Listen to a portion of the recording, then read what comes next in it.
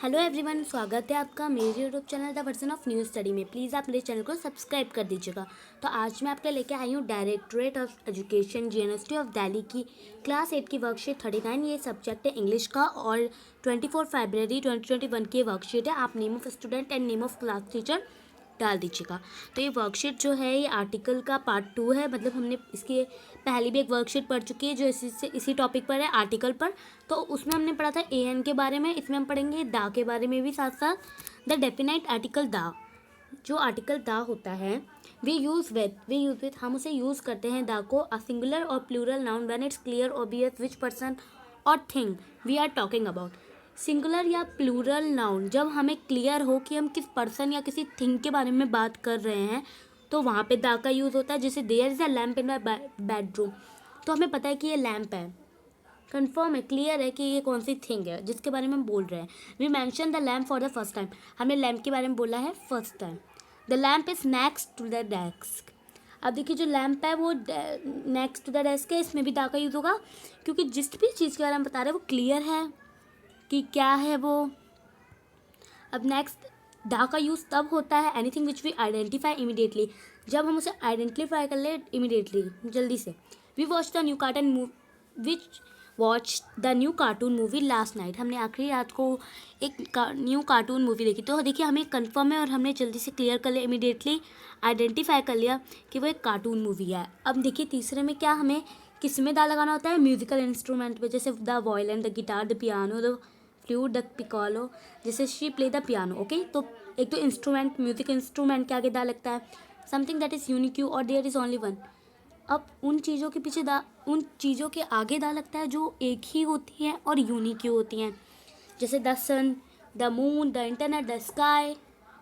और अब कुछ नदियाँ होती हैं और कुछ sea, ocean, mountain ranges and desert, इनके आगे दा लगता है, जैसे the Ganges, the Gangas, the Arabian sea, the Himalaya, the Sahara desert.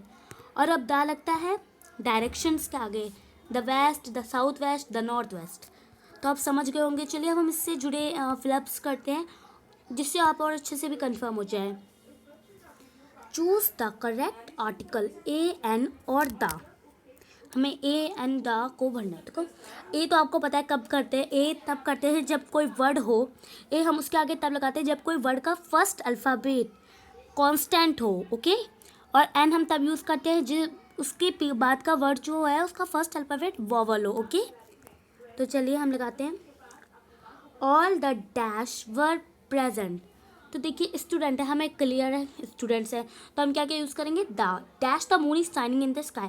तो आपको पता है तो यहाँ दोनों में दा होगा क्योंकि जो मून और स्काई है ये एक ही हैं और ये बहुत ही यूनिक क्यों है।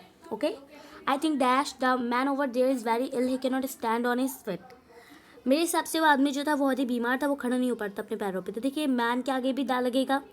I watch dash video you had send me, तो हमें देखिए इमीडिएटली आइडेंटिफाई हो गया कि क्या है, तो यहाँ पे भी दा लगेगा। She was wearing dash beautiful dress when she met her sister, तो ए लगेगा क्योंकि ब्यूटीफुल, जो ब्यूटीफुल है उसका जो फर्स्ट अल्फ़ाबेट बी है वो कांस्टेंट है और कांस्टेंट के आगे ए लगता है। She is dash nice girl, she is a, यहाँ पे ए होगा। ओके, आ, क्योंकि एन जो है वो कांस्टेंट है। अब सेवन्थ में do you want to go to the dash restaurant where we first met, तो देखिए यहाँ पे दा इसलिए लगा है क्योंकि रेस्टोरेंट है, किसी बिल्डिंग का नाम है, तो इसलिए ही इज़ डैश इंजीनियर,